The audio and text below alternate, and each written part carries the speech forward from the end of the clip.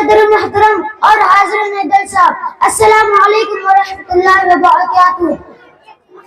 میں نے آپ کے سامنے قرآن پاک کی تلاوت کا شرف حاصل کیا ہے۔ ارریہ شہر کے کھریا بستی وارڈ نمبر 11 استھت مدرسہ جامعہ دارالقرآن نے منگلوار کو دھوم دھام سے اپنا وارشک سماروہ منایا۔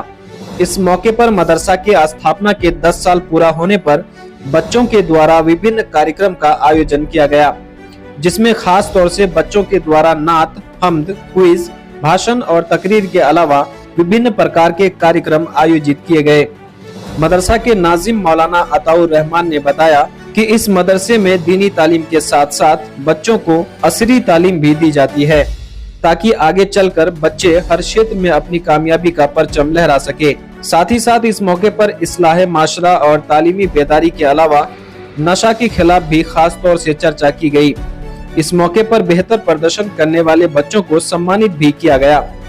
اس موقع پر مدرسہ کے بچے اور ان کے ابھیبھاوک بڑی سنکھیا میں موجود تھے۔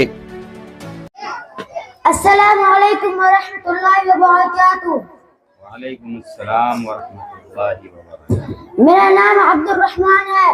میرے والد صاحب کا نام محمد اعجاز عالم صاحب ہے۔ میں جامعہ دارالقرآن میں تعلیم حاصل کرتا ہوں۔ میں آپ حضرات کے سامنے تقریر پیش کروں گا۔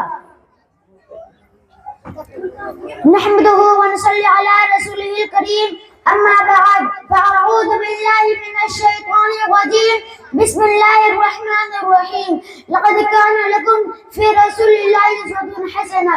صدر محترم اور حاضرین جلسہ، السلام علیکم ورحمۃ اللہ وبرکاتہ۔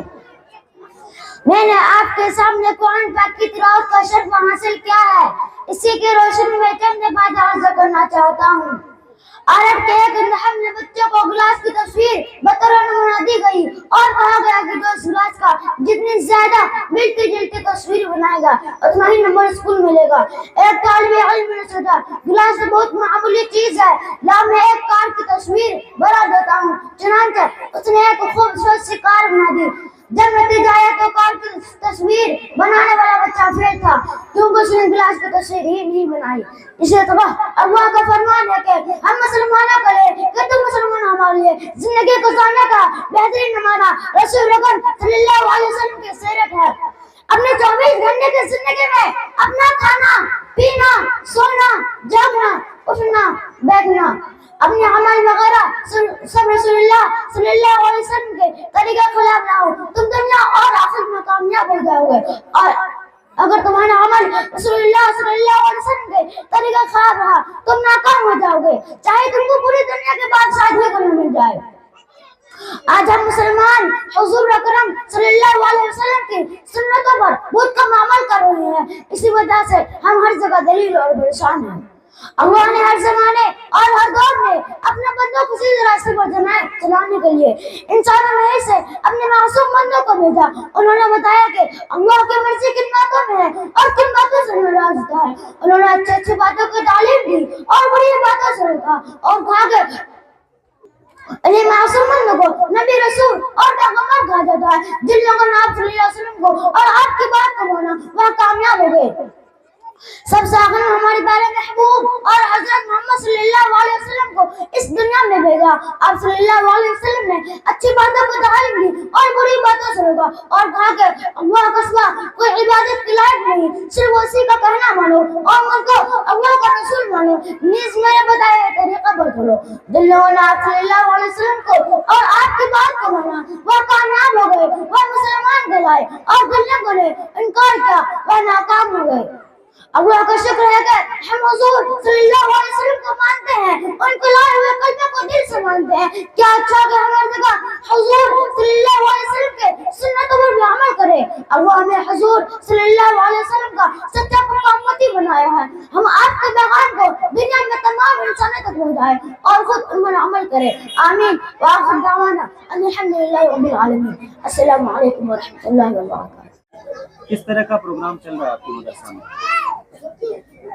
دیکھیے، سب سے پہلے میں آپ کا سن سٹی نیوز کا بہت بہت شکر گزار ہوں کہ آپ آئے اور اس پروگرام کو آپ نے دیکھا اور سنا اور پھر اس کی رپورٹنگ کے لیے آپ تیار ہوئے۔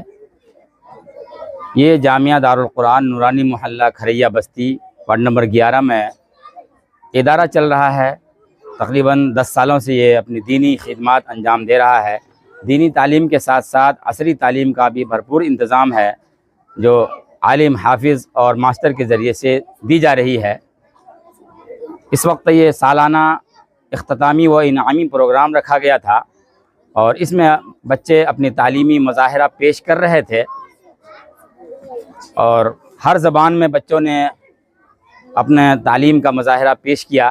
ہندی میں تقریر، انگلش میں تقریر اور اردو میں تقریر، نعت اور حمد و ثنا، ہر قسم کی تقریر پیش کی گئی، جس میں تمام طلباء کے گارجین موجود رہے اور علماء کرام کی تشریف آوری ہوئی، اور خاص طور سے یہاں پر تعلیم کے رجحان کو عام کیا جا رہا ہے اور خواتین اس میں بھرپور حصہ لے رہی ہیں۔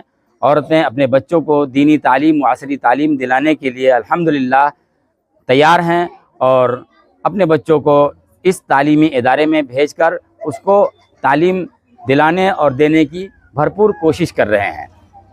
یہ ادارہ کب سے چل رہا ہے؟ یہ ادارہ یوں تو 2005 سے چل رہا ہے، لیکن میں اس کی سرپرستی 2012 سے مسلسل کر رہا ہوں۔